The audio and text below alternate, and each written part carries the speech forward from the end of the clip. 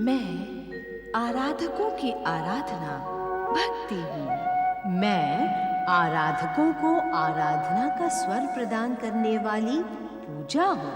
तारकासुर को प्रताड़ित करते हुए अपनी आज्ञा पर शांबुकी से विवाह कर लेने के कारण प्रसन्न शुक्राचार्य उसे शिवपुत्र कुमार कार्तिकेय के विषय में सूचना देते हैं। किंतु अप्रसन्न शुक्राचार्य महादेव के शिवलिंग के सम्मुख प्रार्थना करते हुए कहते हैं, देवादिदेव महादेव, मैं जानता हूं कि अहंकार ने तारकासुर का सर्वनाश कर दिया है।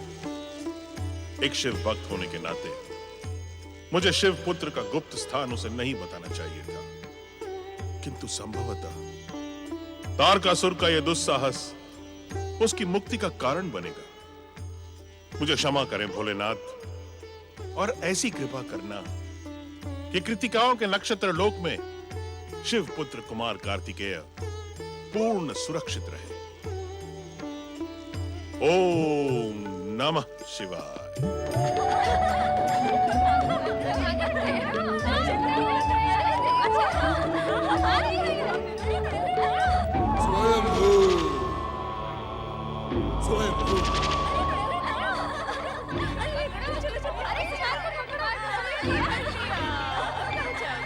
कहाँ है कृतिकाओं का नक्षत्र लोक?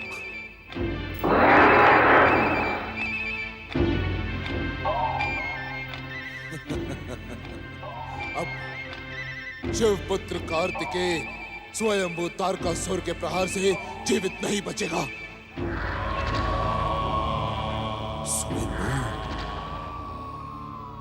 स्वयंभू?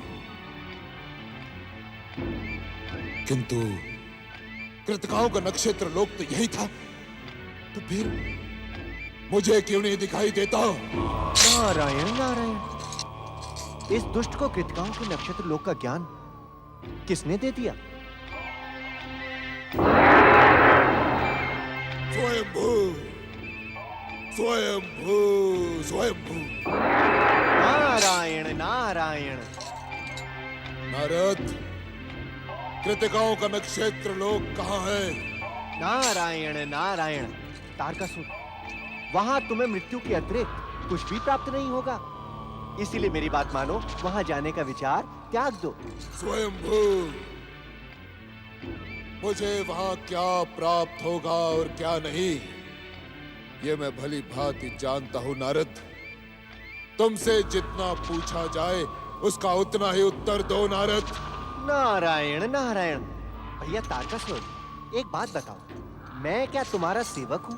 नारद, यदि तुमने मुझे कृतिकाओं के नक्षत्र लोक का मार्ग नहीं बताया तो शिवपुत्र से पहले मैं तुम्हारा वध कर दूंगा।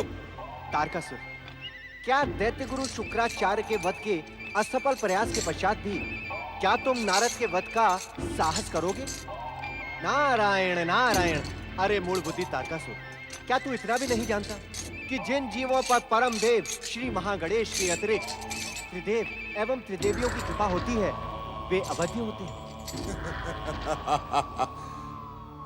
स्वयंभू नारद, स्वयंभू, तुम शुक्राचार्य के भांति अवध्य हो, किंतु पृथ्वी के वासी तो अवध्य नहीं।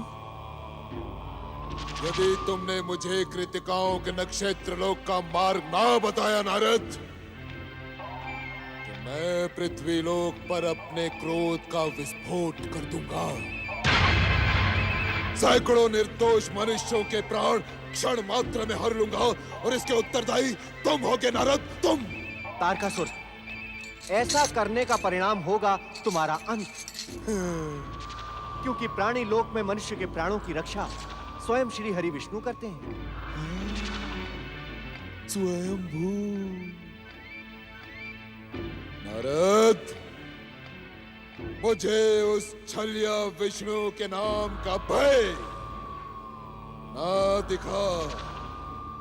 स्वयंभू, और मुझे पता कि कृतिकाओं के नक्षत्र लोक का मार्ग कहाँ है, अन्यथा। नारायण नारायण। नहीं तारकासुर नहीं, मैं तुम्हें उस पवित्र लोक का मार्ग कभी नहीं बताऊंगा। तुम इसी प्रकार भटकते रहोगे अनंत काल तक, किंतु तुम्हें कृतिका लोक का मार्ग कभी नहीं पता चलेगा, क्योंकि तुम्हें कृतिका लोक दिखाई ना पड़े, ऐसी परमदेव श्री महागणेश की इच्छा है। नारायण नारायण। स्वयंभू स्वयंभू। नारायण नारायण।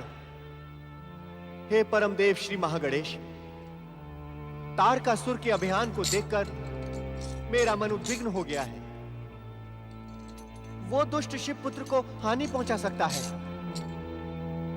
दर्शन दे श्री महागणेश, दर्शन दे प्रभु, दर्शन दे। कृपा करके शिव पुत्र की रक्षा करें प्रभु। नारायण नारायण। जय श्री महागणेश। देवर्षि नारद, चिंता ना करें देवर्षि। तारकासुर को अपने इस दुस्साहस का परिणाम शीघ्र ही भुगतना पड़ेगा। नारायण नारायण। हे श्री महागणेश, आप तो दुष्ट तारकासुर के हठी स्वभाव को जानते हैं। उसमें अपनी पितामही दिति के संस्कार कूट कूट कर भरे हुए हैं। हे परमदेव, वो अपने आप को स्वयंभू कहता है। नारायण नारायण। देवर्षि, आपकी बुद्धि और चतुराई प्रशंसनीय है। देवर्षि, आपने मेरा आह्वान तो शिवपुत्र की रक्षा के लिए किया था, किंतु मुझे सम्मुख पाते ही आपके जिज्ञासु मन में प्रश्नों का महासागर उमड़ने लगा। नारायण नारायण। हे श्री महागणेश, जिज्ञासु होना तो भक्त का स्वभाव होता है। यदि भैया दक्ष के श्राप के कारण आपके इस परम भक्त का मन भटकता रहता है, तो उसकी जिज्ञासा का शमन करना आपका कर्तव्य है। देवर्षि, अब आप अपने प्रश्नों का उत्तर पाने के लिए हमारे कर्तव्यों का निर्धारण भी करने लगे। गंग गंग गंग गंग गंग। श्री महागणेश, अज्ञानता में मुझसे भूल हो गई, मुझे क्षमा करें प्रभु, मुझे क्षमा करें। नहीं देवर्षि, हम आपके जिज्ञासु स्वभाव से भली भांति परिचित हैं। आप अपने प्रश्नों का उत्तर पाने के लिए भांति भांति के अभिनय करके साम, दाम, दंड तथा भेद से अपनी जिज्ञासा के शमन का प्रयास करते हैं। इस कारण आपको क्षमा मांगने की आवश्यकता नहीं है, किंतु क्या श्री महागणेश? आप अपनी जिज्ञासा को तनिक विराम दे देवर्षि, और तारकासुर के जिस दुस्साहस के कारण आपने मेरा आह्वान किया था, उसका परिणाम देखिए।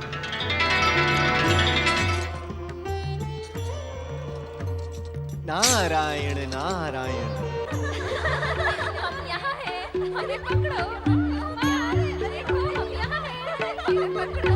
अरे चूहे बना है। स्वयंभू स्वयंभू। हाँ है कृतिकाओं का नक्षत्र लोक।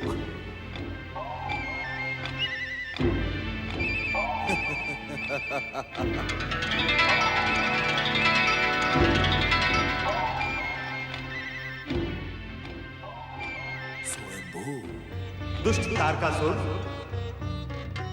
तुझे स्वयं के स्वयंभू होने पर अभिमान है ना? तो सुन, जिन कृतिकाओं के नक्षत्र लोक में जाने के लिए तू व्यग्र हो रहा है, वो नक्षत्र लोक तेरे सम्मुख ही है।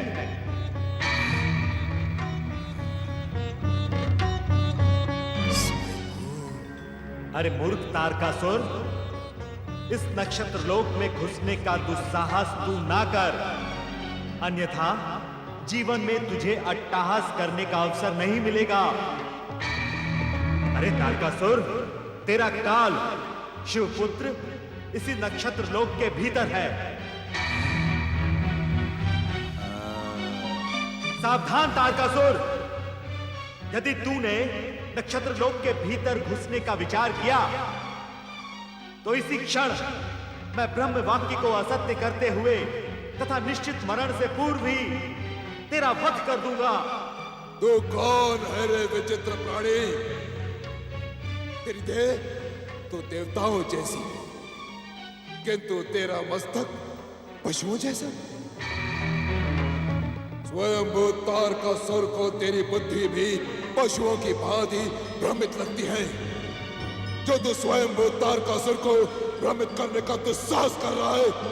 तारकासुर, जब प्राणी का काल उसके मस्तक पर मंडराता है, तब उसकी स्मरण शक्ति क्षीण हो जाती है। इस समय तेरी भी स्मरण शक्ति क्षीण हो गई है। रे मूढ़ बुद्धि, तू स्वयंभू तारकासुर को किस बात का स्मरण करवाना चाहता है? अरे मूर्ख तारकासुर, जब पर्वतराज हिमालय के शिव मंदिर में शिवाराधना में लीन देवी पार्वती को हानि पहुंचाने के विचार से जब तू वहां गया था, तब तुझे तेरी स्वयंभू शक्ति का कुछ परिचय प्राप्त हुआ था?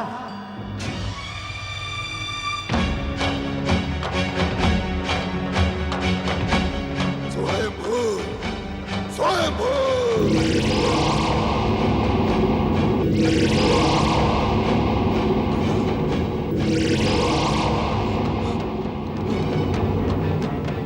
स्वयंभू, स्वयंभू।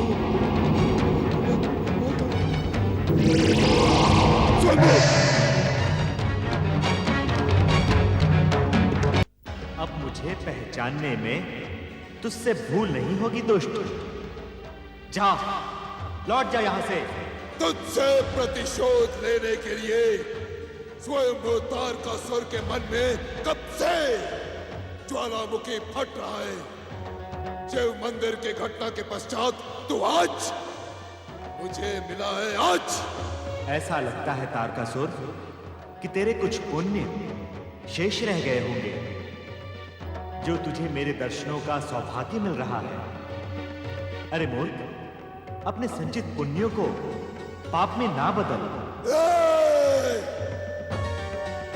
पाप और पुण्य की परिभाषा बताने वाले विचित्र प्राणी,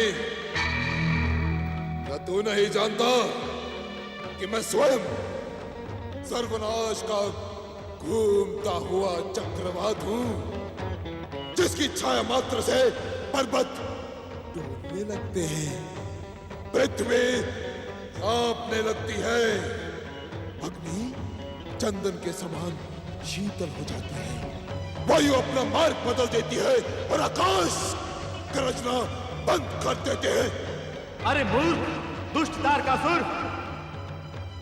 तेरे दुस्साहसों के कारण तू मुझे ब्रह्म वाक्य असत्य सिद्ध करने पर विवश कर रहा है। स्वयंभू,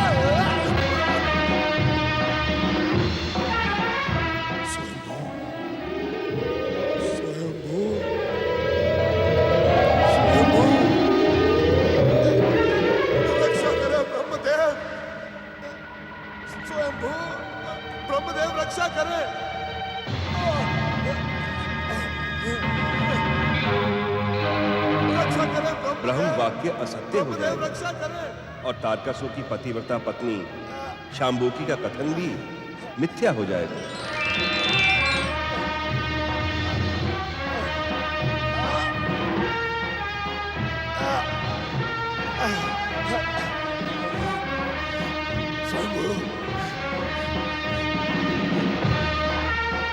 परम देव श्री महागणेश अपने क्रोध का शमन करें। और तारकासुर को क्षमा कर दूं? नहीं ब्रह्मदेव, तारकासुर क्षमा के योग्य है ही नहीं। शांत हो परमदेव, शांत हो। यदि आपके प्रहार द्वारा तारकासुर का अंत हुआ तो संसार में ब्रह्म वाक्य मिथ्या सिद्ध हो जाएगा।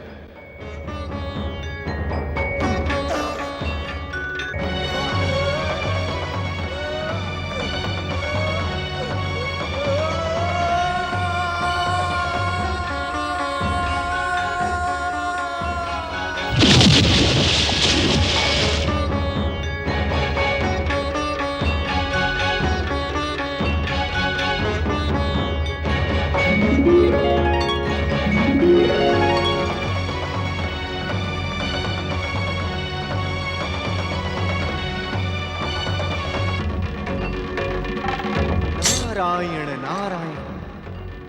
परमदेव श्री महागणेश ने ब्रह्मदेव के वरदान को मिथ्या सिद्ध करते हुए स्वयं ही तारकासुर का वध कर दिया। नारायण नारायण, आपकी लीला न्यारी है श्री महागणेश। मैं सत्य और सदाचार की प्रतीक भक्ति हूँ। मैं सत्यव्रती और सदाचारी का आभूषण पूजा हूँ। तारकासुर को प्रताड़ित करके भी विवश शुक्राचार्य उसे कार्तिकेय के गुप्त स्थान का परिचय देते हैं। देवर्षि नारद तारकासुर को भ्रमित कर देते हैं। श्री महागणेश का आश्वासन पाकर नारद संतुष्ट होते हैं।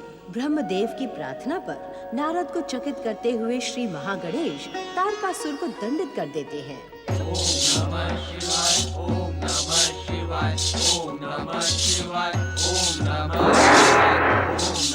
नारायण नारायण।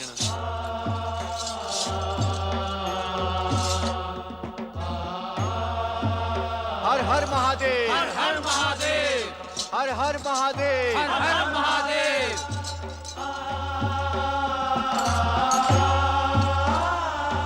कैलाशपति भगवान शिव शंकर की जय। नारायण नारायण। अनर्थ हो गया देवादिदेव, अनर्थ हो गया। ब्रह्मदेव का वरदान मिथ्या हो गया। नारायण नारायण। महादेव, परमदेव श्री महागणेश के एक ही प्रहार से तारकासुर प्राणहीन होकर समुद्र के अतल तल में जा गिरा। ब्रह्म वाक्य मिथ्या होने की संसार में ये पहली घटना है महादेव।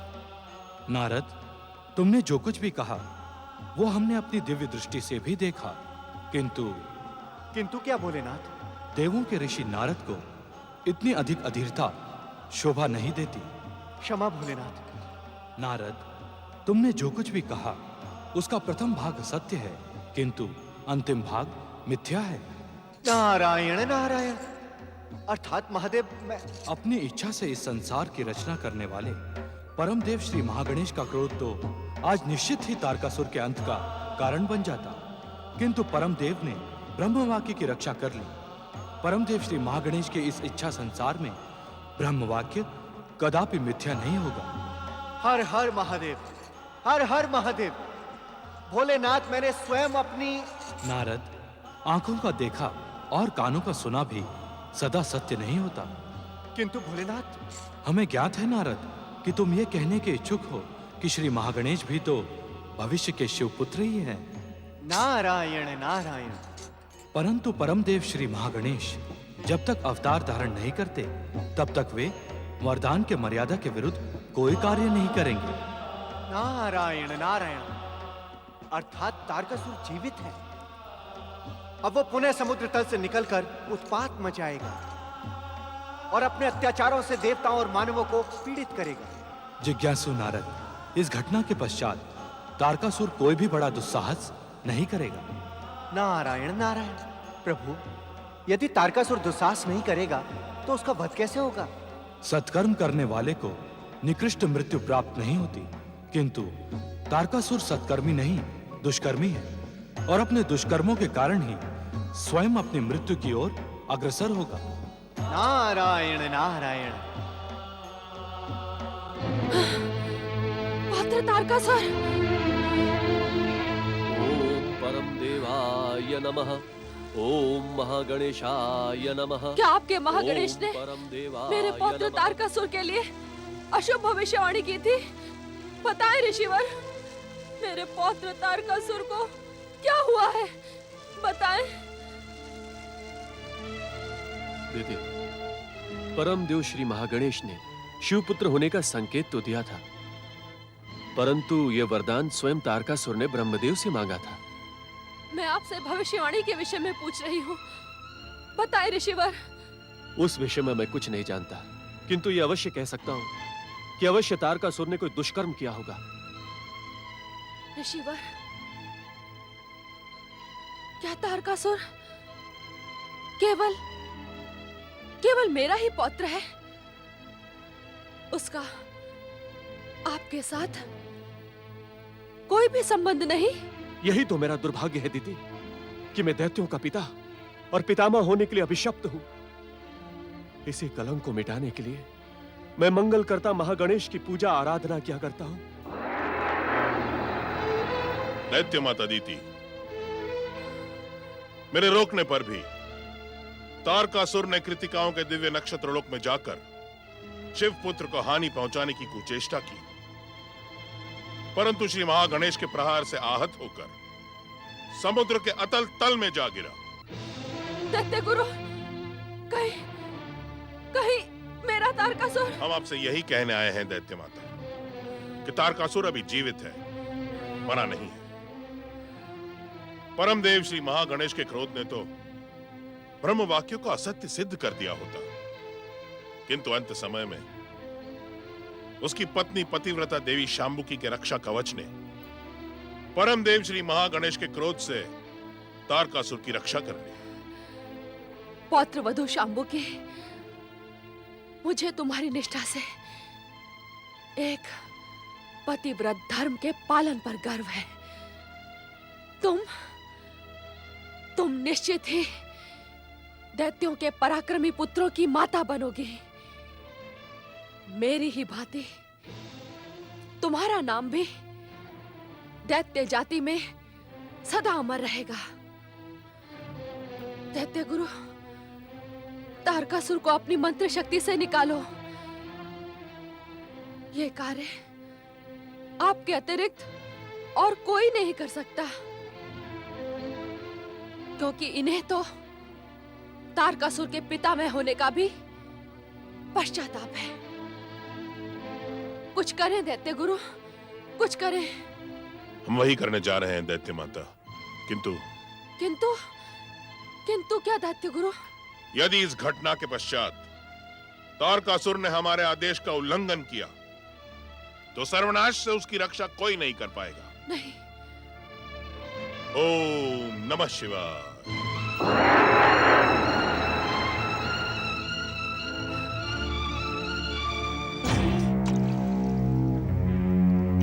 दैत्य माता अदिति के पौत्र महाबली असुरराज तारकासुर, जागो।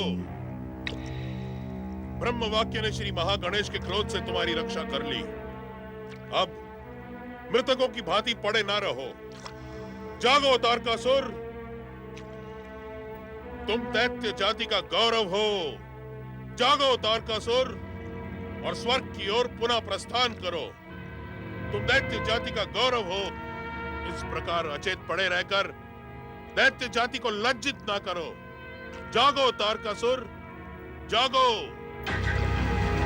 महाबली तारकासुर, तुम्हारी परम शक्ति के सम्मुख पर्वत डोलने लगते हैं, पृथ्वी कांपने लगती है, अग्नि चंदन के समान शीतल हो जाती है, वायु अपना मार्ग बदल देती है और आकाश अपनी गर्जना बंद कर देते हैं। तारकासुर, तुम सर्वनाश के घूमते हुए चक्रवात हो, किंतु आज इस प्रकार अचेत क्यों पड़े हो? जागो, जागो तारकासुर, जागो।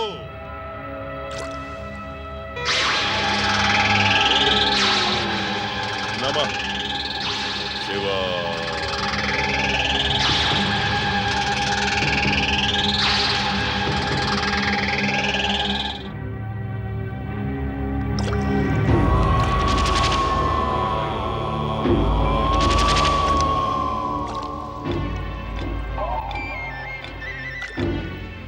स्वयंभू,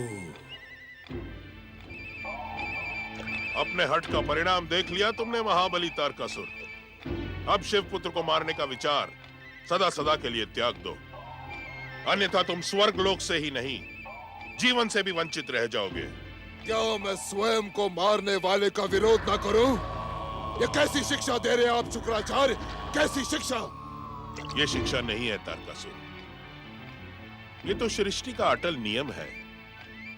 जब अधर्म और अत्याचार अपनी चरम सीमा से आगे बढ़ जाते हैं, तब उनका अंत अधर्मी और अत्याचारी के साथ ही होता है। स्वयंभू, यदि मैं अपनी रक्षा के लिए कुछ पृथ्वीवासियों को मार देता हूं, दुष्ट देवताओं को पीड़ित करता हूं, तो आप इसे अधर्म और अत्याचार की संज्ञा क्यों देते हैं दैत्य गुरु? क्यों?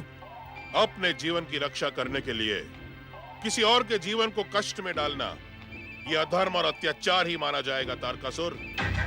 किंतु यह समय तर्क वितर्क का नहीं है, अपितु बीती हुई घटनाओं से शिक्षा ग्रहण करने का है।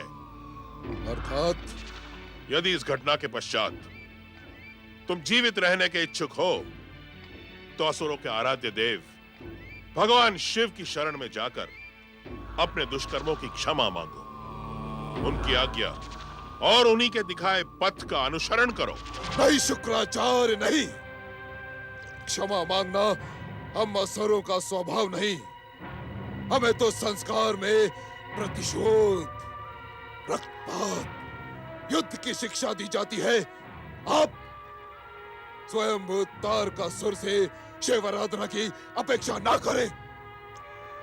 तारकासुर, तुम्हारे जीवन की रक्षा करने का यही एकमात्र उपाय है। हर उपाय महाबली, बहुबली, स्वर्गाधिपति असुरराज तारकासुर के भुजाओं में सुरक्षित है शुक्राचार्य, जिसका पुत्र मुझे मारने के लिए जन्म ले चुका हूं। मैं उसके शरण में जाना कदापि स्वीकार नहीं करूंगा, कदापि नहीं। किंतु ऐसी विषम परिस्थिति के पश्चात तुम करोगे भी क्या?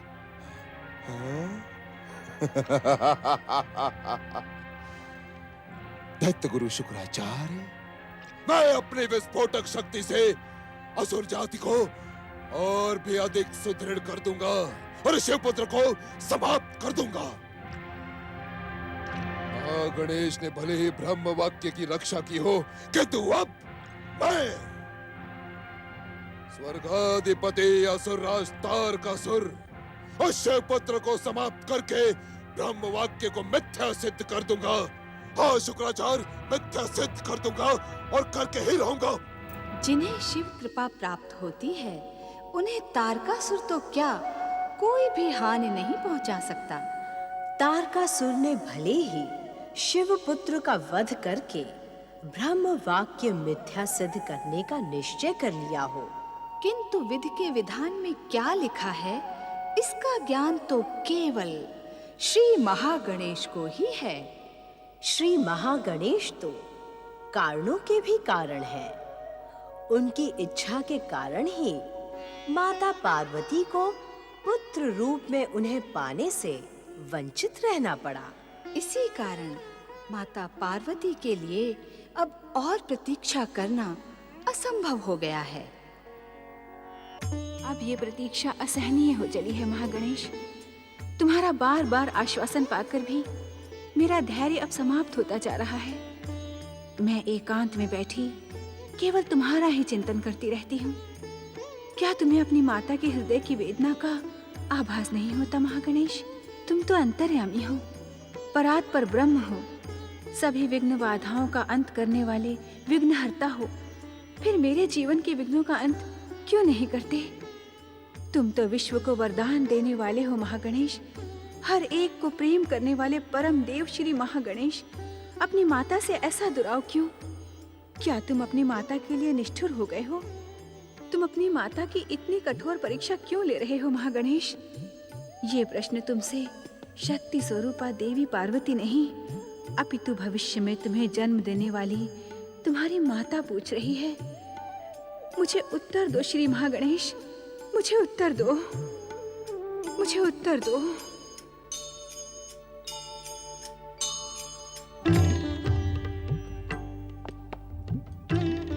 तुम्हारी मातृ भावना को हम प्रणाम करते हैं, शक्ति स्वरूपा देवी पार्वती। इसी कारण तुम्हारे भक्त तुम्हें जगत की माता जगदम्बा कहते हैं। सत्य ही तुम्हारे भीतर का प्रेम जगत की माता के योग्य है। पति परमेश्वराय नमो नमः। स्वामी, आप तो सर्वसमर्थ, सर्वशक्तिमान, सर्वेश्वर हैं। क्या आप मेरी अतृप्त मातृ भावना को पूर्ण नहीं कर सकते? देवी पार्वती, जब परमदेव श्री महागणेश स्वयं तुम्हारे पुत्र के रूप में दिव्य अवतार धारण करने का वचन दे चुके हैं, तब किसी और को कुछ भी करने की क्या आवश्यकता है? स्वामी, दिव्य अवतार धारण करने के पश्चात महागणेश के पिता तो आप ही होंगे। हे विश्वनाथ, हे जगत पिता, मुझे पूर्णता प्रदान करने के लिए क्या आप महागणेश को शीघ्र ही मेरे पुत्र रूप में दिव्य अवतार धारण करने के लिए प्रेरित नहीं कर सकते? स्वामी, क्या आप मुझे इसी प्रकार व्याकुल देखने के ही इच्छुक हैं? नहीं देवी पार्वती, तुम तो शक्ति स्वरूपा पारंबिका हो। तुम्हारी सत, रज, तम से निर्मित त्रिगुणी शक्ति का अनुमान तो हम त्रिदेव भी नहीं लगा सकते। इस सत्य को समझने का प्रयास करो शक्ति स्वरूपा देवी पार्वती, कि शक्ति को इस प्रकार व्याकुल होना शोभा नहीं देता। हमें यह कहते हुए संकोच हो रहा है, किंतु यह परम सत्य है। प्रायः हम स्वयं तुम्हें इस प्रकार उद्विग्न देखकर व्यग्र हो जाते हैं। आप सत्य कह रहे हैं स्वामी, मेरे कारण आपको व्यग्र होना पड़ता है। हाँ देवी पार्वती, ये परम सत्य है, किंतु किंतु क्या स्वामी? किंतु हम माता और पुत्र के संबंधों के बीच आने के इच्छुक नहीं हैं। इसी कारण व्यग्र होकर भी हम शांत रहते हैं। किंतु पुत्र ने तो अभी तक जन्म ही नहीं लिया है स्वामी। शक्ति स्वरूपा देवी पार्वती, यदि पुत्राकांक्षा के वश होकर तुम इतना अधिक उद्विग्न ना होती तो जान जाती कि शिवपुत्र ने जन्म ले लिया है। ये आप क्या कह रहे हैं स्वामी? हम अक्षरशः सत्य कह रहे हैं देवी पार्वती, परंतु हमारा पुत्र माता पिता के स्नेह से वंचित रहकर अपनी 6 अन्य स्नेहमयी माताओं की स्नेह छाया में पल रहा है। ये कैसे संभव है स्वामी?